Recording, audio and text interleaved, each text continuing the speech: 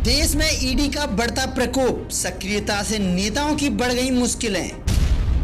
ED के निशाने पर विपक्षी नेता, मोदी सरकार में बड़ी देश में ईडी की रेड। क्या है सच और क्या है झूठ, जानने के लिए इस वीडियो को अंत तक देखें। नमस्कार दोस्तों, आज हम बात करेंगे देश के इस वक्त सबसे चर्चित एजेंसी ईडी के बारे में। ईडी यह नाम आपने कई बार सुना होगा क्योंकि यह एजेंसी अक्सर कहीं ना कहीं रेड मारती रहती है और आपने इन्हें वहां से करोड़ों रुपए बरामद करते हुए भी देखा होगा। ईडी मतलब एनफोर्समेंट डायरेक्टोरेट यानी प्रवर्तन निदेशालय। ये एजेंसी अक्सर लोगों के घरों में रेड डालने का कार्य करती है। आपने हमेशा सुना होगा कि ईडी ने किसी नेता के घर छापा मारा या फिर किसी बड़े बिजनेसमैन के घर रेड डाली या ज्यादा प्रॉपर्टी रखने के मामले के खिलाफ एक्शन लिया। ईडी पिछले कुछ समय से लगातार सुर्खियां बटोर रहा है। ईडी ने देश भर में छापों की झड़ी सी लगा दी है। ऐसे में लगातार हो रही कार्रवाई से पक्ष और विपक्ष आए दिन एक दूसरे पर प्रत्यारोप आरोप लगाते रहते हैं और इसी को लेकर बीते साल मार्च में 14 राजनीतिक दलों ने सीबीआई और ईडी के जांच के लिए सुप्रीम कोर्ट में याचिका दायर की। क्या मोदी सरकार में बड़ी ईडी की सक्रियता?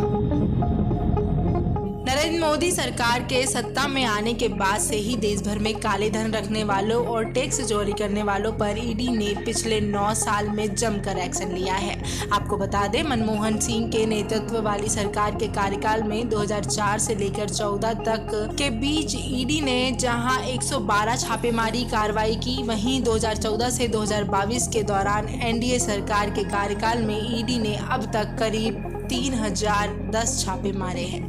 यानी कि पीएम मोदी के कार्यकाल में ईडी की सक्रियता 2588% बढ़ गई है। ईडी का सिर्फ कारोबारियों से ही नहीं बल्कि नेताओं और उनके करीबियों पर भी चाबुक चल रहा है। क्या ईडी सक्रिय हुई तो देश भर के नेताओं की बढ़ गई मुश्किलें? यहाँ एक बड़ा विषय है क्योंकि 14 विपक्षी पार्टियों ने केंद्रीय जांच एजेंसी सीबीआई और ईडी के खिलाफ सुप्रीम कोर्ट में याचिका दाखिल की, जिसमें विपक्षी दलों ने केंद्र पर जांच एजेंसियों का दुरुपयोग करने का आरोप लगाते हुए सुप्रीम कोर्ट का रुख किया और इस याचिका में मांग की गई कि सुप्रीम कोर्ट इस पर गाइडलाइंस बनाए। इस बात से इनकार नहीं किया जा सकता कि ईडी की सक्रियता से नेताओं की मुश्किलें बढ़ी हैं। ईडी के निशाने पर सिर्फ विपक्षी नेता ही क्यों? पिछले कुछ महीनों से राजनीतिक भ्रष्टाचार के मामलों में जांच एजेंसी ईडी ने लगातार सक्रियता दिखाई है। वहां एक के बाद एक कई छापेमार कार्रवाई कर रही है और गिरफ्तारियां भी कर रही है। हालांकि ईडी के निशाने पर लगभग सारे विपक्षी नेता और राजनीतिक दल ही रहे हैं। इसी वजह से इस मुद्दे पर राजनीति भी तेज हो गई है। विपक्षी दल ईडी को सरकार और बीजेपी का टूल बताने लगे हैं। सरकार ईडी को स्वतंत्र एजेंसी बताकर उसके कदमों को डिफेंड तो कर रही है, लेकिन आंकड़े गवाह है कि ईडी की ओर से की गई कार्रवाई में बाढ़ सी आ गई है। ईडी की कार्रवाई और उसकी टाइमिंग ने उठाया सवाल।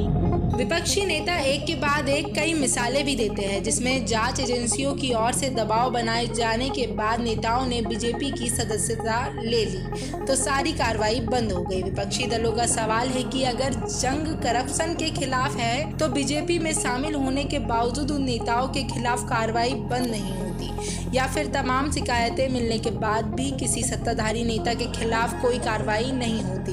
इस मामले में आंकड़े भी इस आरोप को मजबूती देते हैं। पिछले दिनों हुई तमाम कार्रवाई की टाइमिंग को लेकर भी सवाल उठे और संकेत गया कि उनका सियासत पर तुरंत असर पड़ा है। क्या है वजह जो डरते हैं ईडी से भ्रष्ट नेता, और ईडी की जांच कैसे है अलग?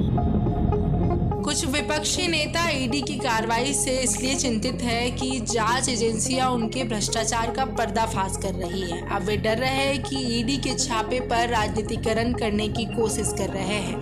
इसी कारण विपक्षी नेता सरकार के दोष देने की कोशिश कर रहे हैं। साथ ही आपको बताते हैं कि कैसे ईडी की जांच अलग है। अगर किसी नेशनल बैंक में चोरी हुई है तो स्थानीय पुलिस स्टेशन पहले जांच करेगा। वहीं अगर चोरी करने वाले ने चुराया गया सारा पैसा बिना खर्च दर्ज किए अपने घर में रख लिया तो ऐसे में ईडी कोई हस्तक्षेप नहीं करती, क्योंकि पैसे को पहले ही जब्त किया जा चुका है। लेकिन चोरी किए गए पैसे को 4 साल बाद प्रॉपर्टी खरीदने, किसी दूसरे को पैसा ट्रांसफर करना या फिर पैसे को विदेशों में भेज देने पर मनी लॉन्ड्रिंग का केस बनता है। इसके बाद ईडी की केस में एंट्री होती है। ईडी चोरी किए गए पैसे की वसूली प्रॉपर्टी अटैच कर करती है। अब बात करते हैं ईडी की कुछ ताजा कार्रवाई पर, जिसमें बिहार की सत्ता पलटते ही लालू यादव या तेजस्वी यादव से पूछताछ हो या झारखंड में मुख्यमंत्री हेमंत सोरेन की जांच हो, दोनों ही घटनाक्रम राजनीतिक मायनों में बहुत कुछ दर्शाते हैं।